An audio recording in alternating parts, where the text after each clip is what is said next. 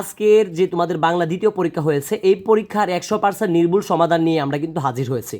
তো সবথেকে মজার বিষয় হচ্ছে আমরা যে ফার্স্ট লাইভ ক্লাসটা করিয়েছিলাম, ঠিক আছে, গত দিন আমরা যে ফার্স্ট লাইভ ক্লাসটা করিয়েছিলাম অনুচ্ছেদগুলোর মানে যে তোমাদের টোটাল অনুচ্ছেদগুলো আছে এই ক্লাসে যা পড়াইছিলাম তাই কিন্তু 100% কমন আসছে, এমসিকিউ 30টাই।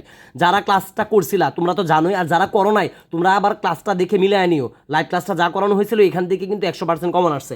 তো আমি আর কথা বাড়াতে চাচ্ছি না, যে দেখতে পাচ্ছ এখানে সেট হচ্ছে খ, তো এই খ সেটটা তোমরা যাদের যা সেট আছে ক থাকতে পারে, গ থাকতে পারে, ঘ থাকতে পারে, তোমার সেটের সাথে তোমরা মিলিয়ে নিবা।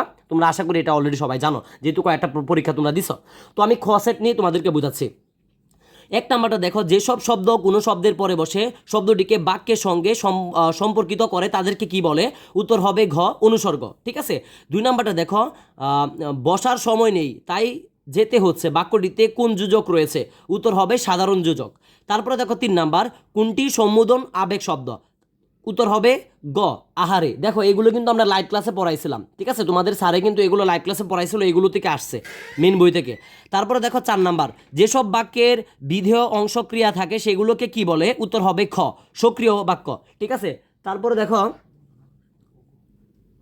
তারপরে দেখো যে নিচের কোনটি আবেগ শব্দ? ঠিক আছে, যেটা বলছি এটা হবে কিন্তু ওগো হবে। ঠিক আছে, এটা দুঃখিত, এটা মানে আরে হবে না, এটা হবে কিন্তু ওগো। ঠিক আছে। তারপরে দেখো যে 5 নাম্বার, নিচের কোনটি জটিল বাক্য? উত্তরটা হবে কিন্তু ঘ নাম্বার, যদি তুমি যাও তবে তার দেখা পাবে। ঠিক আছে, এই যে ঘ নাম্বারটা, কিন্তু এটা মনে রাখবা, এটা কিন্তু 3 নাম্বারের উত্তর কিন্তু হবে ওগো। ঠিক আছে, আশা করি ক্লিয়ার। তারপরে দেখো 6 নাম্বার, যেটা বাংলা ভাষায় সংখ্যা বর্ণের সংখ্যা কয়টি? উত্তর হবে কিন্তু 10টি, ঘ নাম্বারটা। তারপরে দেখো, যেসব স্বরধ্বনি পুরোপুরি উচ্চারিত হয় না তাদেরকে কি বলে? উত্তর হবে কিন্তু অর্ধ স্বরধ্বনি। উত্তর কিন্তু হবে অর্ধ স্বরধ্বনি। অর্থাৎ আমরা যে লাইভ ক্লাসে যে বইয়ের মধ্যে যা পড়াইছিলাম লাইভ ক্লাসে, এখান থেকে কিন্তু এমসিকিউগুলো আমরা দেখতে পাচ্ছি হুবহু কমন আসছে। যারা লাইভ ক্লাসটা করছিলা তোমরা জানি কতটুকু ভালো করে তোমরা আনসার করতে পারছো। 8 নম্বর দেখো, নিচের কোন দুটি উষ্ট ব্যঞ্জন ধ্বনি? উত্তর হবে প, ফ, কারণ এগুলো কিন্তু তোমরা জানি, আমি আশা করি ক্লাসে তোমরা করেছো। তারপরে দেখো ল নাম্বারটা যেটা আছে 9 নাম্বার, ল কোন ব্যঞ্জন ধ্বনি? উত্তর হবে পার্শ্বিক ব্যঞ্জন। তারপরে দেখো 10 নাম্বার, কোন বর্ণের নিজস্ব কোনো ধ্বনি নেই? উত্তর হবে কিন্তু ইয়, ইয়, ইয়র কোনো নিজস্ব ধ্বনি নেই। তারপরে দেখো যে 11 নাম্বার, বাচ্চার্থ হলো শব্দের? উত্তর হবে খ, ক নাম্বার মুখ্য অর্থ, এই যে এটা আর কি। তারপরে দেখো যে তোমার 12 নাম্বার, গভীর জলের মাছ বাগধারাটি কি অর্থে প্রকাশ করে? উত্তর হবে কিন্তু গ, খুব চালাক। এটা ঘ আর কি হবে, খুব চালাক, গভীর জলের মাছ। আশা করি এই 12টা পর্যন্ত যেগুলো নিছি তোমাদের যার যে সেট আছে সেটের সাথে মিলাইছো। তারপরে দেখো যে 13 নাম্বারটা, খাওয়া অর্থ প্রকাশ করে কোন বাগধারাটি? উত্তর হবে কিন্তু ক, গরম গরম। তারপরে দেখো 14 নাম্বার, অতিথি শব্দের প্রতিশব্দ কোনটি? উত্তর হবে কুটুম।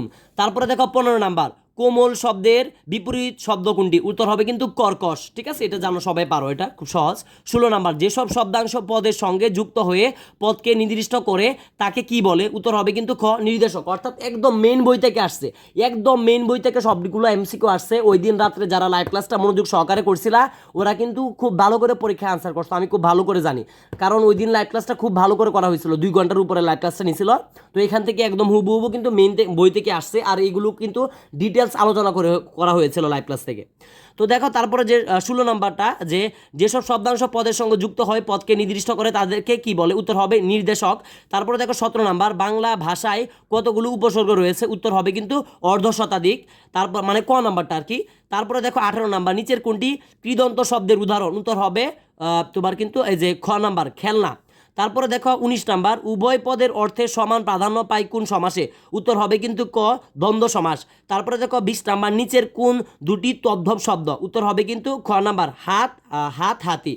তারপরে দেখো 21 নাম্বার, পদ্ম ও পদ্ম শব্দজুর মধ্যে পার্থক্য ক্ষেত্রে? উত্তর হবে কিন্তু বানানে ও অর্থে। এই দুটার মধ্যে কিন্তু পদ্ম এবং পদ্ম দুইটার মধ্যে কিন্তু বানানের মধ্যেও অর্থ আছে এবং কিন্তু অর্থের দিকেও কিন্তু আলাদা আছে। আমরা জানি পদ্ম মানে কি? পদ্ম মানে হচ্ছে যে তোমার কবিতা যেটাকে বলি এবং যে পদ্য বলা হয়েছে, তো দুইটা যেমন বানানের মধ্যেও যেমন পার্থক্য রয়েছে, অর্থের মধ্যেও কিন্তু পার্থক্য রয়েছে, তবে শুনলে কিন্তু মনে হয় যে একটাই, এটাই আর কি এখানে বলা হয়েছে। তার মানে কি উত্তরটা হবে কিন্তু খ নাম্বার। আশা করি এটা খুব ভালো করে তোমরা আনসার করতে পারছো।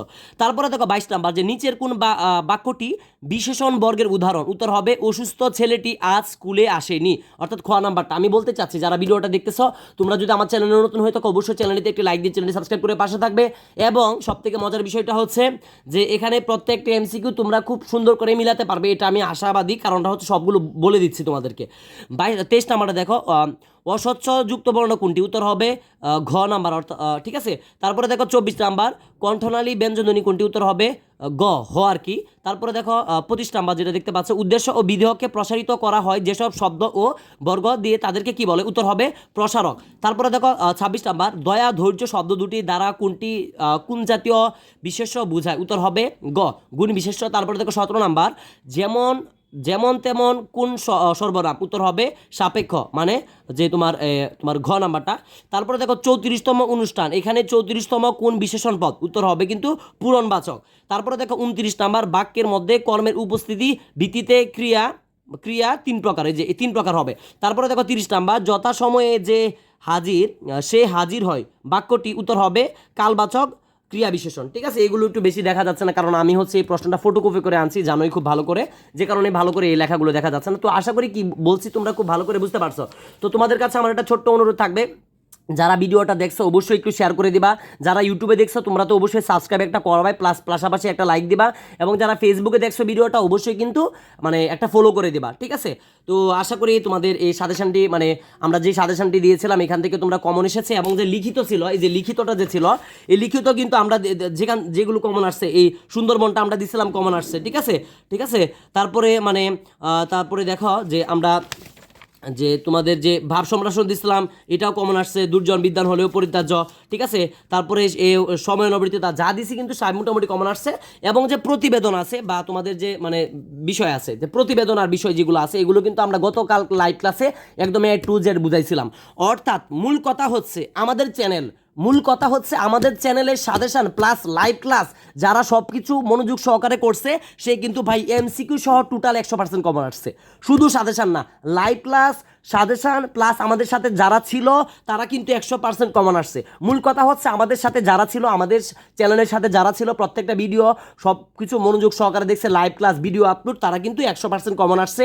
এটা কিন্তু আমি এখানে লিখে দিলাম। এখন বলবা না আমি 100% পাই নাই, তোমাকে বলবো তুমি আবারও আমার যতগুলো ক্লাস ছিল সবগুলো ক্লাস দেখো বাংলা দ্বিতীয় পত্র নিয়ে, ইনশাল্লাহ তুমি বুঝতে পারবা আসলে কতটুকু কমন তুমি পাইছো অথবা পাইছো না। ঠিক আছে, আশা করি তোমরা সবকিছু বুঝতে পারছো। তো স্ক্রিনে দেওয়া হোয়াটসঅ্যাপ নাম্বার আমাদের সাথে যোগাযোগ করতে পারো সকল সাবজেক্টের সাজেশন তোমরা যদি নিতে চাও। আশাবাদী আমরা যে সকল সাবজেক্টের সাজেশনটি তৈরি করেছি আমাদের এই সাজেশন থেকে তোমরা পরীক্ষায় ইনশাল্লাহ 100% কমন পাবে। ঠিক আছে, তো নিতে চাইলে স্ক্রিনে দেওয়া হোয়াটসঅ্যাপ নাম্বারে আমাদের সাথে যোগাযোগ করতে পারো। শুভেচ্ছা মূল্য মাত্র 155 টাকা নিচ্ছি, বিকাশ অথবা নগদে আমাদেরকে কিন্তু টাকাটা সেন্ড মানি করতে পারো। তো সকলের কাছে মানে সুস্বাস্থ্য কামনা করে আজকের মতো বিদায় নিচ্ছি। আসসালামু আলাইকুম রহমতুল্লাহি ওয়া বারাকাতুহু।